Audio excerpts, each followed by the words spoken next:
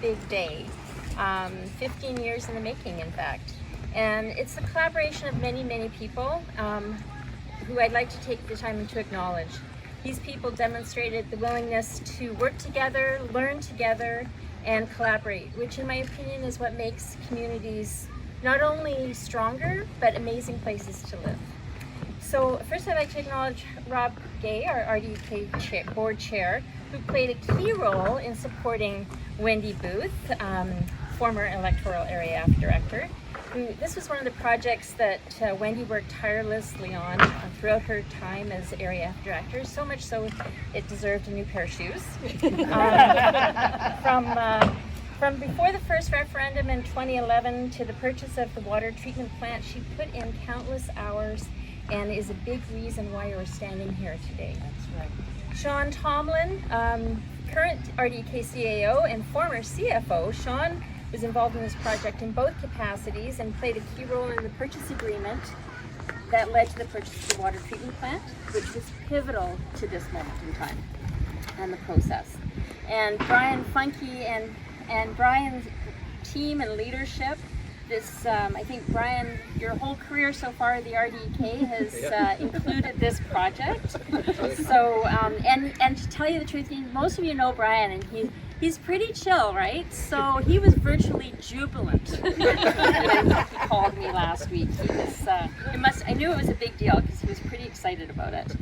And then of course Elizabeth, our project supervisor, she's been working on this file for several years and been leading the construction and upgrade of the project since it started with the purchase of our utilities and the water treatment plant. And Leanne Crane, who couldn't join us today, but she's a previous CAO, and she was really committed to making sure that the water quality advisory came off and that the communities got the solution they needed. And then of course, RDEK operators, our operators have tended to the many on-the-ground details of this really, really complex project to ensure the safe flow of water to the community. So joining us today is Norm Teese. Norm. And thank you, Norm, to you and your entire team for all that you've done and continue to do to support the people of Windermere and make sure that our drinking water is safe. And the Utility Advisory Commission members, who else got here? Oh, you guys are. So Sherry Avery, Sherry, thank you very much. Sherry is in attendance and has been on the Water Utility Advisory Commission from the very beginning.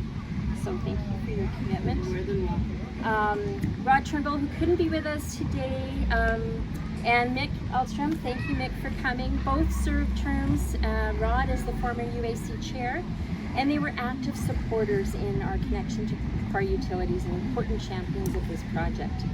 So thank you very much. And Oliver, who could not be here today and wanted to get here, but and he's also one of our newer members. So this work continues. So this has been a very complicated initiative, and I suspect that there are many times over the last 15 years that folks wanted to give up, take an easier route, or just not be involved at all. But despite that, they made the tough decision and the right decision to stick with it, and here we are celebrating good, clean water for this vibrant community. Each and every one of you should be very proud of the work that you were able to accomplish here today. And on behalf of the residents of Windermere, I'd like to personally thank you for that work. Okay.